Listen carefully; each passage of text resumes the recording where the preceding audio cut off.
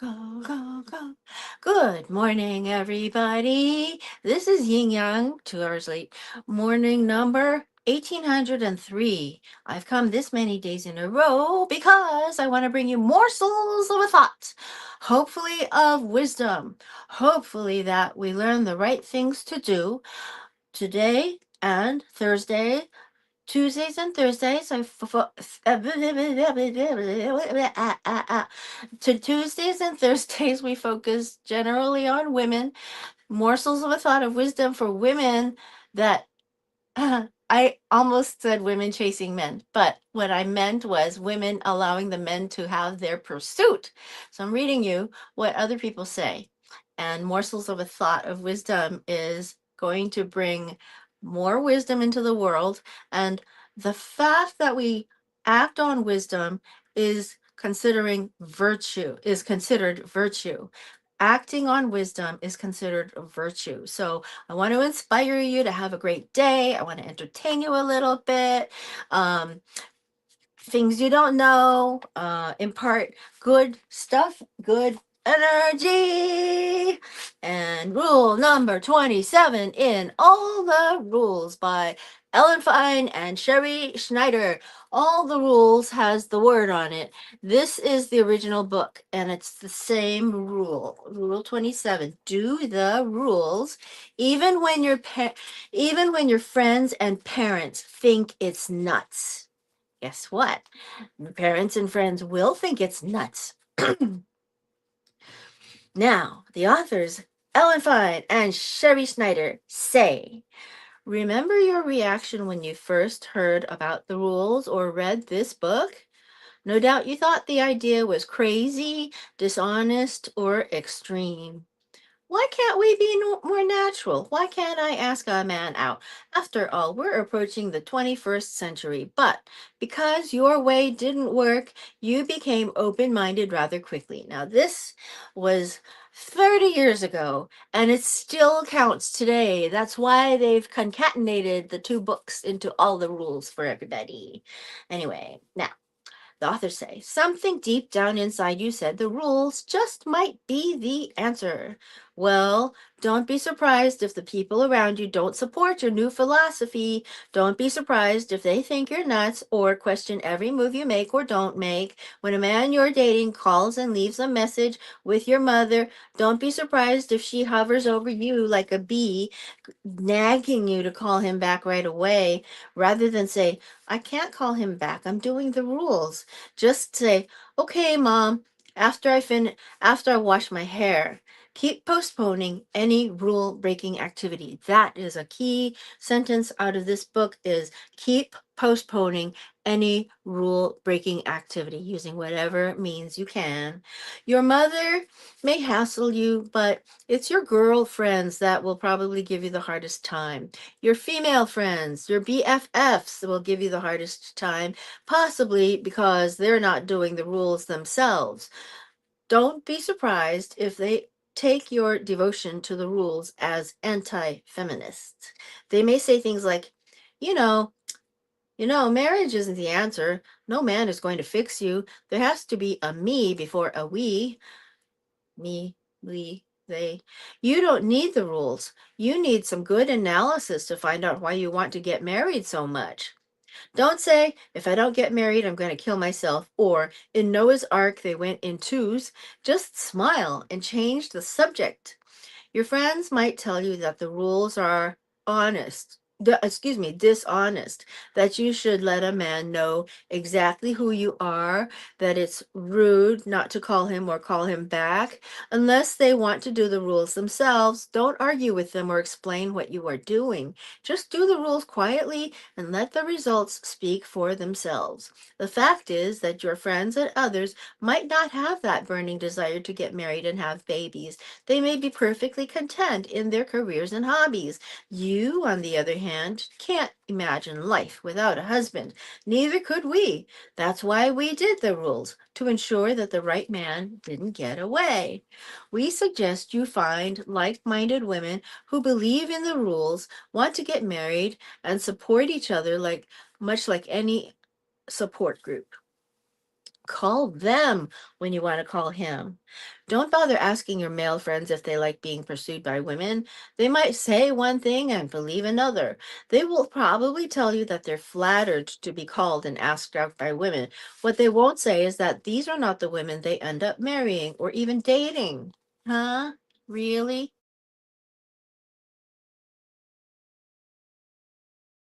Ay, ay, ay. That is an alarm that I keep saying Apple has to change their thinking.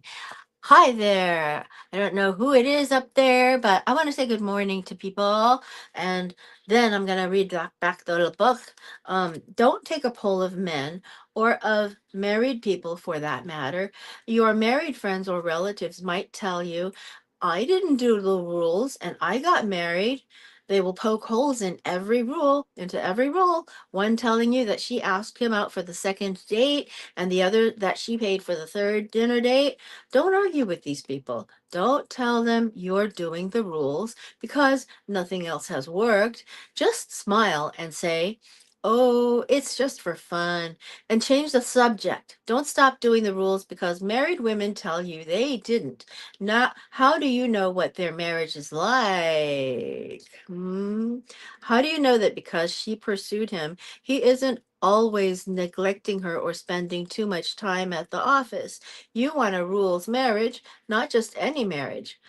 If you can't find any like-minded women to support you in doing the rules, just read this book a lot. Carry it around in your purse to refer to on long supermarket lines and practice what you read as much as possible.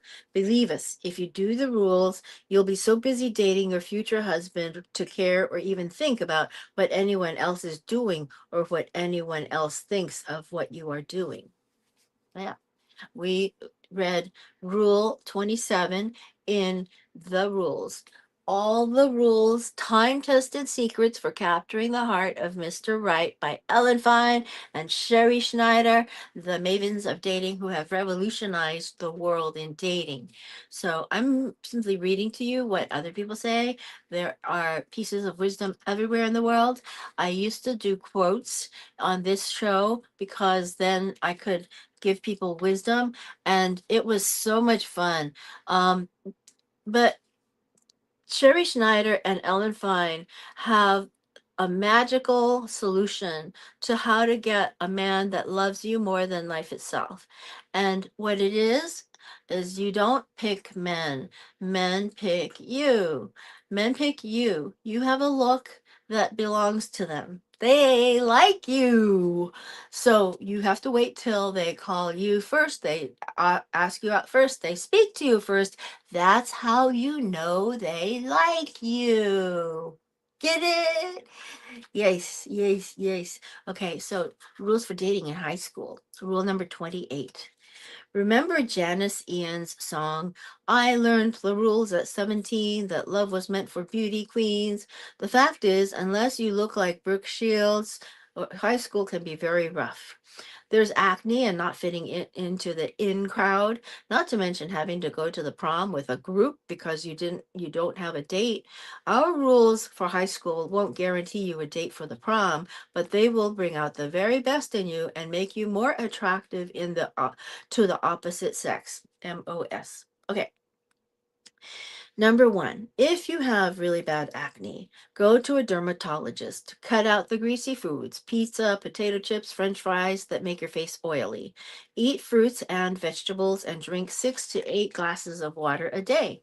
It also goes without saying that you should never spend Saturday nights lying on your bed. Have fun, make plans. Start believing now that you are a creature unlike any other. See rule number 1, CUAO. Number 2, spend your babysitting money on manicures and some pretty clothes. Wear makeup, but not too much. The idea is to look pretty, not overdone. See, when I put on makeup now, I'm trying to make it look like I'm wide awake. And it looks like I'm not wearing makeup if I can help it. I try to make it look like I'm not wearing makeup. And sometimes I succeed. Number 3. If you have a crush on a boy, your older brother's friend, perhaps, don't act like one of the boys with him. Don't wear a baseball cap and sit around watching a ball game with the group. If he happens to be around, don't talk to him first. Be reserved and slightly mysterious. Let him notice you. Number 4. Always be out mingling, not indoors worrying. Go out to the beach, to the movies, to parties, not in your room dwelling on your flaws or quoting Sylvia Plath. When you go to parties, dances, or the beach, don't look wildly around for a boy to talk to you or ask you to dance. Don't chew gum and cackle. Walk erect as if you were balancing a book on your head. Look directly in front of you and seem self contained even if you're lonely and bored to death. If you have this, number 5, if you have decided to have sex, wait until you are in a steady relationship. Use birth control, specifically a condom.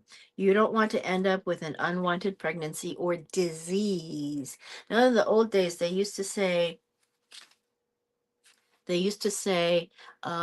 use a birth control method, any birth control method. Condoms were just one of the kinds. But ever since the AIDS epidemic years ago in the 70s or 80s, they decided that it would be better to have only condoms, not only condoms, but specifically always have condoms so that you didn't transmit the diseases to each other. Okay, so that was specifically a condom. Very important. You can use 2 or 3 methods, I think. Um, that's what I did once. I used 3 methods, but you don't want to end up with an unwanted pregnancy or disease. Impulsive and irresponsible behaviors are not the rules. In the 90s, it can be even cooler and safer to simply wait until you're more mature. What do you think? Is that possible? Are you going to become more mature? Do you think you've learned everything already? Do you think you're going to be an adult later or now? Do you think that you are an adult? Do you think that you've learned all there is to know? Remember, there's always something you don't know that you didn't know. You didn't even know there was such a thing not to know. That's an interesting thing that came out of some workshops years ago. Anyway, number 6, the authors say. Don't smoke, take drugs, or drink alcohol, even if a very cool and good looking boy is pressuring you to do so. Cigarettes are unhealthy. Drugs and e-vapors are also unhealthy. Drugs and alcohol are mind altering and addictive and might make you do something that you don't want to do, like sleep with him on the first date. No, don't do that. To do the rules, you must always be one step ahead. Drugs and alcohol make you messy and stupid. Definitely not rules behavior. Number 7, high school is a good time to take up sports like jogging, aerobics, swimming, or tennis. This is not only good for your body, but also for your social life. Lots of socializing goes on at running tracks and tennis courts. A healthy hobby will give you something to do in the summer. If you have the money, you might think about going to tennis camp where you can meet athletic boys your age. If you spend the summer working, on your days off, make sure you go to the beach, get a safe tan, wear short shorts and bikinis, and go swimming, play tennis, or go rollerblading. Number 8, act confident even if you don't feel it. Notice what kinds of clothes, shoes, bags, jewelry, and hairstyles the most popular kids in high school are wearing. Don't try to be too different or frugal in this area. You'll feel lousy, so it's not worth it. To see what's hot and not, subscribe to 17 and Glamour. I did Glamour a lot. Don't let your mind tell you that this is superficial and beneath you. Save your mind for final exams and the SATs. Don't you like boys who wear polo shirts and cowboy boots when that's in fashion? Well, they like girls who wear what's on MTV and in 17, on TV, on on the internet. Now, number 9, says, if the boy you like doesn't ask you to the prom, don't ask him. Better that you go with someone else who asks you or with a group. Start being a rules girl now. Number 10, if you are lucky enough to have a boyfriend during high school, let him be the one to worry about the future. Choose a college that's good for you, not necessarily the one he is going to. Who knows, you could follow him all the way to college only to have him dump you for a prettier girl in his dorm. Go to whatever college you like, and if he wants to see you, let him travel to your campus. Let him call and write you. Unless you're engaged, date others. Don't spend every weekend with your high school boyfriend, as some girls who do who have a hard time separating. If you're meant to marry your high school sweetheart, it will happen despite the distance between you and despite any other men you meet in college.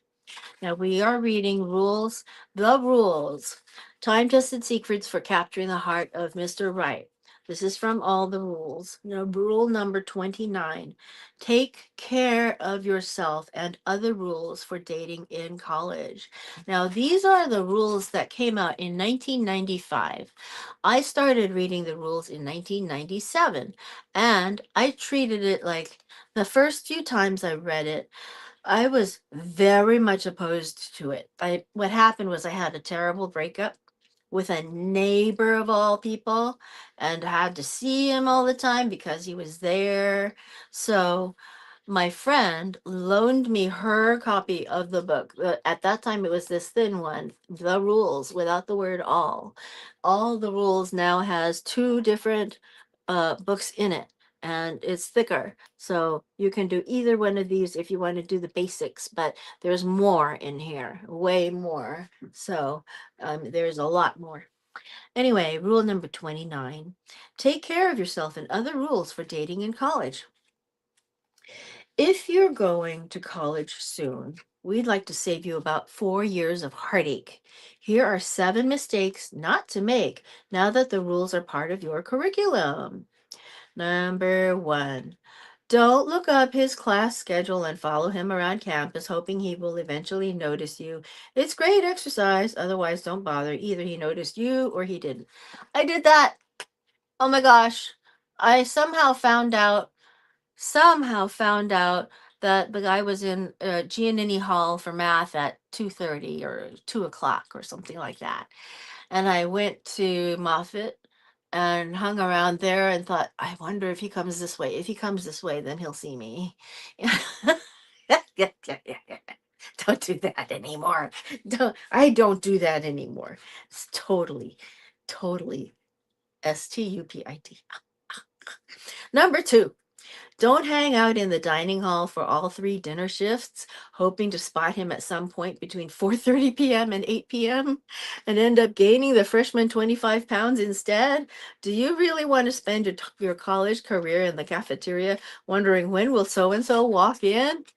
Oh my goodness. Number 3, don't have your girlfriend talk to his best friend and find out how he feels about you, or if he even knows who you are, and or become friends with his fraternity or the girl on his floor, or do favors for anyone he knows. Don't waste your time. No one, not even his best friend, can make him like you. Number 4, don't find out what his favorite albums or music is and play it all the time. And don't wear, say, a Grateful Dead t-shirt that's his favorite rock group. Strange how women think that men are attracted to women who dress like men, sporty and even grungy. And yet it's always the girls with cute jeans and fashionable shirts that get the guys. The rule is, don't wear clothes to copy men, but to attract them. Usually something slightly form-fitting and has sharp lines, is my opinion. Puffy stuff, some people can go with it, some people do not. I do not myself. I usually try to go with an A-line silhouette. I look at my shadow in the sun, and if it looks sharp, I like it a lot. So, and then I keep my hair long. So that's part of the rule number 2. Anyway, number 29. Rule number 29, take care of yourself, and other rules for dating in college. Number 5, don't become a cheerleader or sports fanatic simply because he's on the football team. The same goes for taking up smoking or drinking because he does those things. Many women we know sipped Perrier on dates with men who drank alcohol and smoked and are now married to them. When it comes to habits, be yourself. Number 6, don't offer to help him with Shakespeare if literature is not his strong suit, or type his papers hoping he'll date you. He either wants to or he doesn't. Number 7, don't be stupid about safety. Date rape has become quite rampant in college because be wary. Study in a lounge or library rather than alone with him in his dorm room on or off-campus apartment. Always tell someone your whereabouts so they can keep track of you. Rules, girls, don't take chances. Don't take date rape lightly. Now that you know what not to do, what should you do to attract your man on campus? Number 1, study. After all, that's what you're there for. Smart is sexy. Number 2, eat sensibly even when your friends are gorging on unlimited cafeteria food and having pizza delivered to their rooms at midnight. We suggest you take fruit from sorry. Tell yourself during the pizza party that your jeans will fit tomorrow. Remember, overweight is not the rules. Number 3, wear makeup, read Glamour and other popular fashion magazines. Number 4, get involved in some extracurricular activity, preferably one that you're interested in and where you can meet men naturally. Number 5, don't sit in your room on Friday and Saturday nights reading Jean-Paul Sartre. Friday and Saturday nights are for mingling. You can read Sartre on Monday. Number 6, wait, Sunday night, right? Number 6, pick a major and career goal. Pick a major and a career goal. Hmm. College is not about picking up your MRS degree, although you may very well meet your future husband on campus. Still, you must exercise your brain, both for his sake and yours. Don't be a ditz. Don't be a ditz. That's important. Now, um, when you want to meet men naturally, you can be in a study group, but in a study group, in not your in your in not your mother's rules, the authors continue to say that you can be in a group, but don't talk to him first. Either way, let him always notice you first, because that's how you know they like you. Taking the magic action to do the right things is actually virtuous. We are bringing more morsels of a thought into the world, and morsels of thought where we have the wisdom to know what we are going to do that is helpful to ourselves and has value to mankind, like some of the authors here say. And taking the action to do the right things is creating more virtue, bringing more virtue into the world, morsels of a thought at a time. So I'm simply reading to you what these wise people have to say through their life experiences. And so far, the wisest women I know are Sherrie Schneider and Ellen Fein, who have wisdom beyond a lot of women who are dating dating or married even, married. Okay, so I'll talk to you again tomorrow, and you take care. Have a great day. Bye. Okay. Old Kinderhook.